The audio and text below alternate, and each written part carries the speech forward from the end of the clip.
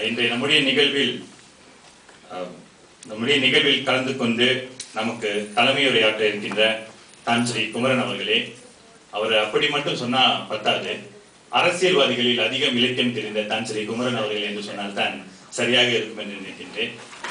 தமிழ் அறவாரிய தலைவரும் ஷாலாம் நகராண்மை கழக உறுப்பினருமான அண்ணன் திரு உதயசூரியன் அவர்களே, தமிழியல் ஆய்வுக்கள தலைவர் அண்ணன் திருச்செல்வம் அவர்களே, மலேசிய சைவ நற்பணி கழக தலைவர் அண்ணன் தர்மலிங்கம் அவர்களே, திரு பாதாசன் அவர்களே, திரு கண்ணன் அவர்களே, அவர் தம் நண்பர்களே, கம்பார் கனிமொழியார் அவர்களே, திரு வீரசிரன் அவர்களே, தமிழ் திரு ஹரிகிருஷ்ணன் அவர்களே, பட்டாளி மகாமாரியம்மன் ஆலயத்தை சார்ந்த நண்பர்களே, தமிழ் அறிஞர்களே, பெரியவர்களே, உங்கள் அனைவருக்கும் வணக்கம். ஒவ்வொருவராக குறிப்பிட்டு சொன்னால் நேரம் பத்தாது என்பதற்காக விரைவாக சென்று விடலாம் என்று நினைக்கின்றேன். பட்டாளி ஜெயா மணிமன்றத்தை பொறுத்தவரையிலே தமிழ் மொழிக்கும் தமிழ் மாணவர்களுக்கும் எந்த வகையில் செய்ய முடியுமோ அந்த வகையில் செய்திருக்கின்றோம். இந்த கண்காட்சியை கூட நீங்கள் ஓரளவு பார்த்திருக்கலாம். இதற்கு நம்முடைய மாணவர்கள் அதிகமாக உதவி செய்தார்கள். குறிப்பாக ஒரு மாணவர்கள் மட்டுமல்ல, பட்டாளி மன்றத்தை சேர்ந்தவர்களுக்கும் நான் இந்த வேலையிலே கண்டிப்பாக நன்றி சொல்லித்தான் ஆக வேண்டும். அந்த வகையிலே எனக்கு உறுதுணையாக இருக்கின்ற எங்கள் மன்றத்தை சார்ந்த திரு செல்வஜோதி, நவராஜன், திரு சுப்ரா அவர்கள், தயாளன் மற்றும் சரவணன் அவர்களுக்கு இந்த வேலையை நன்றியுடன் நினைத்து பார்க்கின்றேன். காரணம், தமிழறிஞர்கள் முன்னிலையில் அவர்களுக்கு நன்றி சொன்னால்தான் அது சரியாக அமையும் என்ற அடிப்படையில் நான் சொல்ல விரும்புகின்றேன். இன்றைய இந்த நிகழ்வு மிகப்பெரிய மாற்றத்தை சமூகத்தில் கொண்டு வரும் என்பதற்காக நாங்கள் நடத்தவில்லை. தமிழரை தமிழராக வாழ வைக்கின்ற ஒரு சிறு முயற்சி தான் இது. ஒரு நடிகரோ வந்துட்டாங்கன்னா அவர்களுக்காக கூடுகின்ற கூட்டம் வேறு, இன்று இங்கு இருக்கின்ற கூட்டம் வேறு. ஒரு மறைமலை அடிகளை பற்றி எத்தனை பேருக்கு தெரியும் என்பது தெரியாது. அதனை இளைய தலைமுறைக்கு அறிமுகப்படுத்த வேண்டும் என்று தான் நினைக்கின்றேன். காரணம், ஒரு சினிமா துறையில ஒரு துணை நடிகரை கூட நமக்கு சரியாக தெரிகின்றது.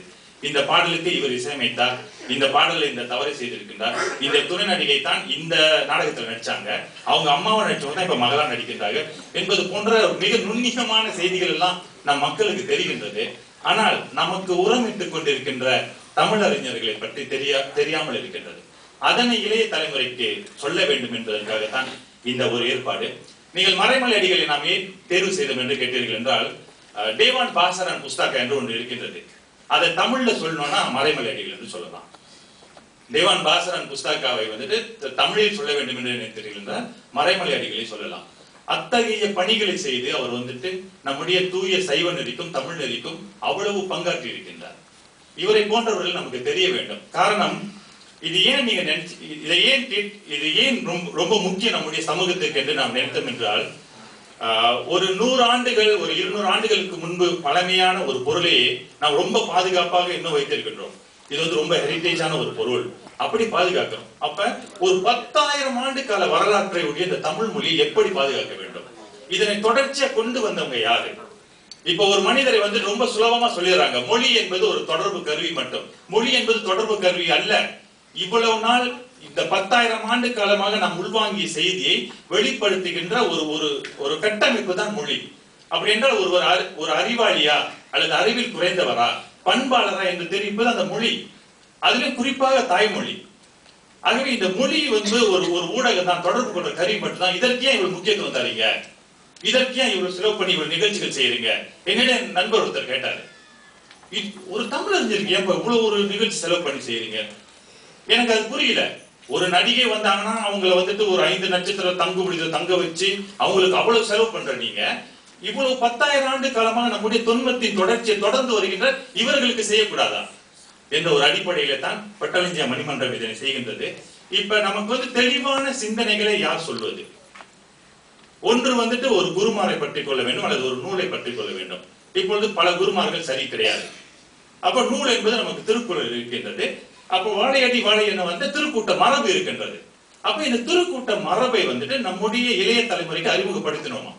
நம்ம பிள்ளைங்க நல்லா வரணும் நம்ம நினைச்சோம்னா இந்த தெளிவான சிந்தனை உள்ளவங்களுக்கு சொல்லணும். காரணம், நீங்க இப்பொழுது நமக்கு சிந்தனை உட்புகுத்துவதாக ஊடகங்கள் இருக்கின்றன. நீங்க ஊடகத்தை திறந்தீர்கள் என்றாலே உங்கள் பெயரை மாற்றாவிட்டால் நாளை நீங்கள் இறந்து விடுவீர்கள் என்று சொல்லுவாங்க ஒரு ஆளு. இந்த கற்களை இவ்வளவு பெரிதாக நீங்கள் போடாவிட்டால் உங்களுக்கு மரண பயம் இருக்கு என்று சொல்வார்கள். அல்லது இப்படியெல்லாம் கூட்டி நீங்க செய்யாட்டி இப்படி தன்னம்பிக்கை இழக்கின்றதாகவே சொல்கின்றார்கள். இறைமையை இழிவுபடுத்துகின்றார்கள். கடவுள் என்பவர் வந்து கருணையை உருவானவன் என்று சொல்கின்றோம். ஆனா எப்படி சொல்றாங்கன்னா இதை செய்யாட்டி அந்த கடவுளாலே ஒண்ணும் பண்ண முடியாது. இப்படி சொல்றதா நம்ம மக்களுக்கு தன்னம்பிக்கை இழந்து மூட நம்பிக்கையில போயிட்டு ஒரு சின்ன SMS பார்த்துட்டு எரும மாடு எங்கே ஒரு கோயிலுக்கு போதனால எல்லாரும் விளக்கு வைக்கிற ஒரு பரிதாபத்துக்குரிய ஒரு பயத்துக்குரிய சமூகமாக என் தமிழ் சமூகம் மாறிவிட்டது. இது எனக்கு ரொம்ப மன வருத்தத்தை கொடுக்கின்றது. அப்படி என்றால் இந்த மக்களை தெரிய வைப்பது யார் என்று கேட்டீர்கள் என்றால் நம்முடைய முன்னோர்கள். இவங்க தெளிவா தானே இருந்தாங்க. இவருக்கு என்ன வேற வேலை இல்லைங்களா? ஏன் இவ்வளவு இந்த சமூகத்துக்கு செய்யணும்னு நினைத்தாரு?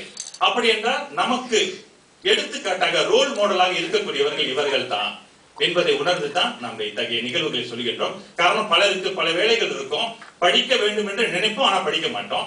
இப்படியாவது ஒரு கணினி வாயிலாக பார்ப்பார்கள் என்ற ஒரு எண்ணத்தின் அடிப்படையில் தான் நாம் செய்கின்றோம். அடுத்தது எங்களுடைய எதிர்பார்ப்பு என்ன இருக்கின்றது என்றால், நாம் இவ்வளவு நாள் என்ன செஞ்சு கொண்டிருக்கோம்னா கொள்கை பரப்பு மட்டும்தான் செய்து கொண்டிருக்கின்றோம்.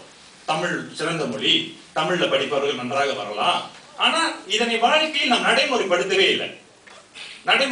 இதை வந்து இந்த கிரேக்க நாகரிகத்தை நீங்க பாத்தீங்கன்னா நமக்கு தெளிவா தெரியும். உங்களுக்கு நீங்க கேள்விப்பட்டிருப்பீங்க, சாக்ரட்டிஸை பத்தி கேள்விப்பட்டிருப்பீங்க, பிளேட்டோவை பத்தி கேள்விப்பட்டிருப்பீங்க, அரிஸ்டாட்டலை பத்தி கேள்விப்பட்டிருப்பீங்க. இவங்க வந்துட்டு சாக்ரட்டிஸ் சொன்ன அந்த சிந்தனையை நமக்கு திருவள்ளுவர் என்று வைத்துக் கொள்ளலாம். அதனை வந்துட்டு ஒரு உருவகப்படுத்திய அரிஸ்டாட்டல் தன்னுடைய மாணவரான பிளேட்டோவிடம் கொடுத்தார். அதனை பயன்படுத்தி மாவீரன் அலெக்சாண்டர் என்று சொல்லப்படுகிற இந்த உலகத்தை தன் கைக்குள்ள கொண்டு வந்தான். அலெக்சாண்டர் தி கிரேட் என்று சொல்லப்படுகிற கொண்டு வந்தான். அப்ப அவங்க வந்து கொள்கை பரப்பு மட்டும் செய்யல, வாழ்க்கையில் அதை நடைமுறைப்படுத்தினார்கள். நாம் என்ன சொல்கின்றோம் என்றால், இன்று வரை மேடையில் தமிழை போன்ற ஒரு மொழி கிடையாது, எப்படி எல்லாம் முழங்கி விட்டு பிள்ளையை வந்துட்டு வேற்று மொழி பள்ளிக்கு தான் நம்ம அனுப்புவோம். அப்ப பேசுவது ஒன்றும் செயல் ஒன்றாக இருந்தா நம்ம இன்னும் முன்னுக்கு வராது. எதை பேசுகின்றோமோ அதை செய்ய வேண்டும், செய்ய வேண்டியதை பேச வேண்டும். இதைத்தான் நம்முடைய தமிழ் முன்னோர்கள் செய்தார்கள். அது ரொம்ப முக்கியம் என்று நம்ம நினைக்கின்றோம். உங்களுக்காக சற்று முன்பு சொன்னதுல ஒரு செய்தி நான் சொல்கின்றேன். இப்ப தொல்காப்பியத்தை பற்றி நாம் அறிந்திருப்போம். நம்முடைய மொழி எவ்வளவு தொன்மையானது, இன்று வரை அது பயன்படக்கூடியதா? அப்படி இன்று வரை அது பயன்படக்கூடியதாக இல்லை என்றால் நாம் பயன்படுத்த வேண்டாம், மற்ற மொழிகளை போயிடலாம். தெளிவான ஒரு ஆய்வு யுனெஸ்கோ அறிக்கை என்ன காட்டுகிறது என்றால், ஒரு குழந்தைக்கு சிறந்த கல்வியாக இருக்கக்கூடிய தாய்மொழி கல்வி தான். Best education for a child is a mother tongue education. இதை கூட தமிழர்களிடம் ஆங்கிலத்தில் சொன்னால் தான் கேட்கிறார்கள். ஒரு குழந்தைக்கு மிக சிறந்த கல்வியாக தமிழ் மொழி கல்வி தான் இருக்க முடியும் என்பது உலகத்தில உயர்வாக இருக்கின்ற ஐக்கிய நாட்டு சபை என சொல்லப்படுகின்ற உலக ஒன்றையும் தெளிவா சொல்லிட்டாங்க. அப்ப இதனை வந்து அவங்க தெளிவாக சொல்கின்றார்கள். இன்னொரு எடுத்துக்காட்டு மட்டும் சொல்லி என்னுடைய உரையை நான் நிறைவு செய்கின்றேன்.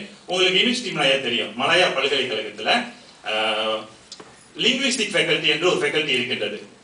மொழியியல் புலம் என்று ஒரு இடம் இருக்கின்றது. அந்த மொழியியல் புலத்தில வந்துட்டு மாடர்ன் லாங்குவேஜஸ் மட்டும் தான் சொல்லி தருவாங்க. அதாவது மாடர்ன் லாங்குவேஜஸ் என்ற ஒரு பிரிவின் கீழ மொழியை சொல்லிக் கொடுக்கிறார்கள். அங்கு எல்லா மொழிகளும் இருக்கின்றன. தமிழ் மொழியும் அங்கு சொல்லித் தரப்படுகின்றது. அதற்கு விரிவுரையாளர்கள் இருக்கின்றார்கள்.